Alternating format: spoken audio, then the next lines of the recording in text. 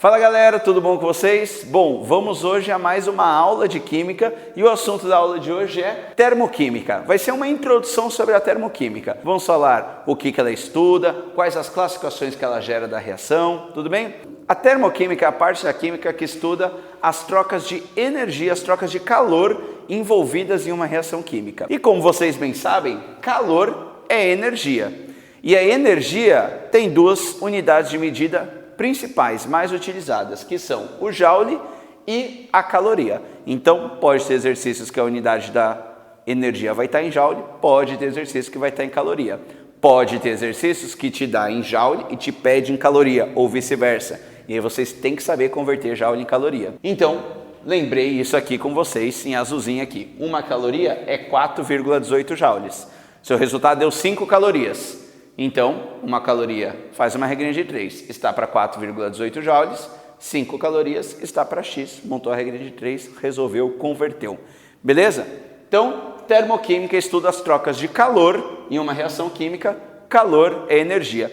Toda reação química troca calor. Em toda reação química existe uma troca de calor com o ambiente, beleza? E isso pode ocorrer de duas formas. O sistema pode liberar calor para o ambiente, o sistema pode absorver calor do ambiente. Na química, a gente tem um nome também específico para falar de energia. Quando a gente fala de energia em química, a gente fala de entalpia.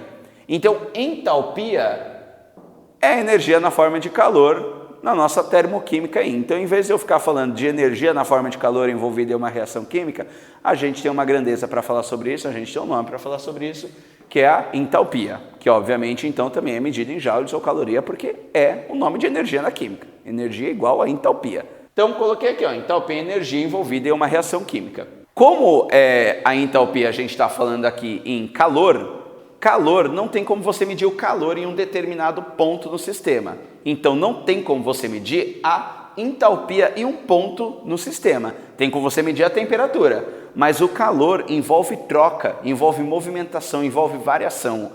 Calor é energia em trânsito.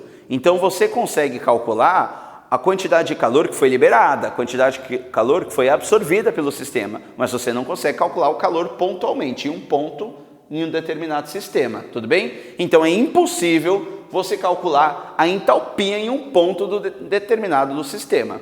O que a gente calcula? Com o que a gente trabalha nas termoquímica, nas reações termoquímicas, com o ΔH. O ΔH é a variação de entalpia. Então agora dá para calcular, porque se dá para calcular o calor que trocou, dá para calcular a variação de entalpia. Então aqui nós vamos trabalhar com ΔH, com a variação de entalpia. Essa grandeza, ΔH, é a grandeza mais importante em todo o nosso estudo de termoquímica e nas aulas que estão por vir, tá? Nas próximas aulas a gente vai aprender a calcular esse ΔH. Tudo bem? Coloquei que como toda variação é o eu final menos o inicial. A entalpia não é diferente, então a variação de entalpia é a entalpia final menos a entalpia inicial.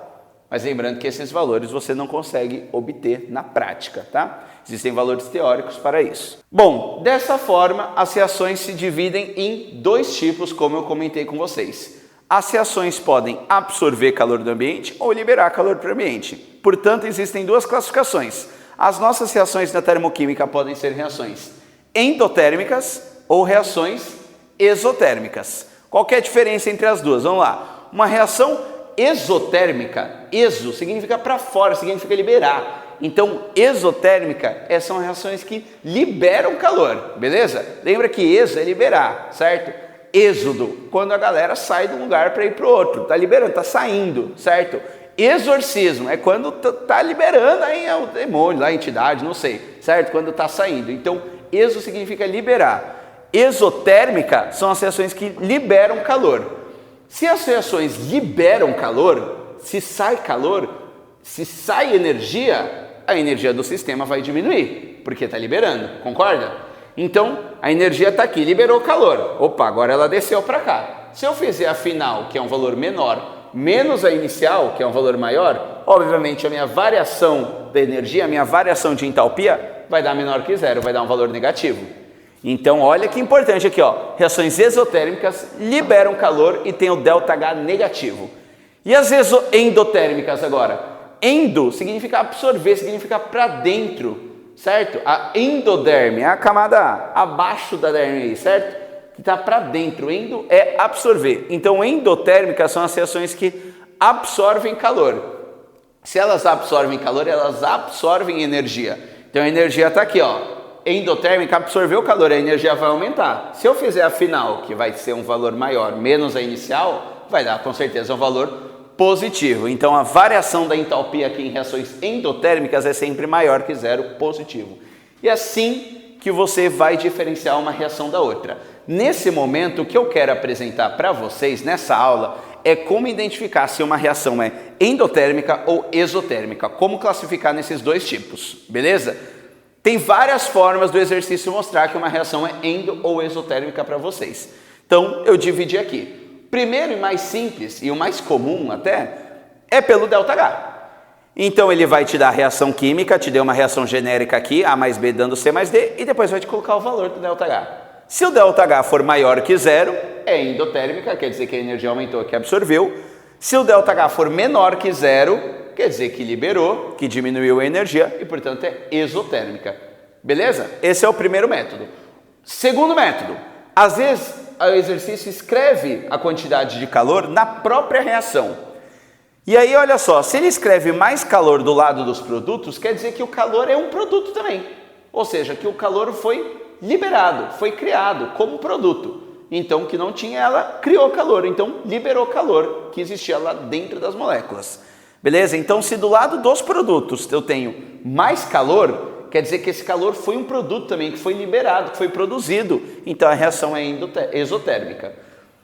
Se eu tiver menos calor do lado dos produtos, quer dizer que precisou de calor, certo? Então, é endotérmica. E do lado dos reagentes? Se eu tiver mais calor do lado dos reagentes, quer dizer que os reagentes precisaram de mais calor para fazer a reação acontecer, precisaram absorver calor para fazer a reação acontecer. E se absorveu, a reação é endotérmica. Se tiver menos calor do lado dos reagentes, quer dizer que liberou calor, é o contrário, é exotérmica. Beleza, gente? Ó, sei que esses três é um pouco mais difícil de você ver no dia a dia, em provas, em exercícios. Esses são bem mais comuns, gráficos também são comuns, como eu vou comentar com vocês. Mas é importante saber, para se em algum caso você encontrar, você não ficar desesperado. Ai meu Deus, e agora? Ai, sempre que é positivo é endo, ai sempre que é negativo. Não, você tem que entender isso aqui. Mais calor do lado dos produtos, liberou. Mais calor do lado dos reagentes, teve que absorver para acontecer. E aí, quando tem menos, é o contrário do outro. Beleza, gente? Então tem aqui as três primeiras formas de você analisar e classificar se a reação é endo ou exotérmica. A última, mas não menos importante, forma de você calcular se a reação é endo ou exotérmica é pela análise do seu gráfico. Então coloquei o gráfico aqui de uma reação endotérmica e de uma reação exotérmica. E esse gráfico é o gráfico da entalpia, do H, da energia, pela coordenada da reação, pelo desenvolvimento da reação, pelo tempo, digamos, que ela está acontecendo. Então, olha só, a reação começou, eu só tenho os reagentes, certo? Depois, a reação foi formando os produtos. Olha esse gráfico de energia. O que está acontecendo com a energia, com a entalpia? A entalpia no começo, olha só, está aqui. É a entalpia dos reagentes, A mais B. E a entalpia no final, ó, está aqui nesse patamar, está aqui nesse ponto. Esse é o H final, esse é o H inicial. Então, o que aconteceu? A energia nos produtos aumentou. Se a energia aumentou, quer dizer que a reação teve que absorver calor para a energia dela aumentar. Então, é o gráfico de uma reação endotérmica. Vamos para outro gráfico. Olha a energia dos reagentes, a entalpia inicial dos reagentes aqui, ó. Está aqui. A reação rolou. Olha a energia final dos produtos aqui, ó. Está nesse patamar, vamos linkar aqui. Então, aqui é no início, nos reagentes, aqui é a entalpia final dos produtos. O que aconteceu? Diminuiu a energia, diminuiu a entalpia, concordam? Olha só, se eu pegar o final menos o inicial, vai dar um valor com certeza negativo. A energia diminuiu. Se a energia diminuiu, quer dizer que liberou energia. E se liberou energia, a reação é exotérmica. Então, essas são as 4 formas de você analisar, classificar se a reação é endo ou exo. A primeira e a última são as mais importantes. Coloquei um exemplinho de cada uma aqui para vocês. Então, olha aqui a reação aqui, ó, do ácido iodídrico. Gás hidrogênio mais gás iodo, formando ácido iodídrico. boto o ΔH do lado, a variação 12,4 quilocalorias. Esse valor aqui é positivo do ΔH. Se o valor do ΔH é positivo, a reação é endotérmica. E um exemplo da exotérmica. Gás metano mais O2 dá CO2 e água. ΔH é menos 890 kJ. Se o ΔH é menos, ΔH é negativo, quer dizer que a reação é exotérmica. Dica para vocês aqui, ó. Aqui é a reação do metano com O2. Toda reação com oxigênio, a gente dá o nome de combustão. Reação com oxigênio é combustão, é queima. Toda combustão, toda queima libera calor. Por isso que fica quentinho em volta, certo? Toda queima, toda reação de combustão libera calor. Tem, portanto, ΔH negativo e é, portanto, uma reação exotérmica. Então, falou de combustão, a reação é exotérmica. Tudo bem, gente? Bom, queria comentar isso com vocês hoje. Uma breve introdução da termoquímica. Por enquanto, até aqui, os exercícios estão te dando os valores do ΔH.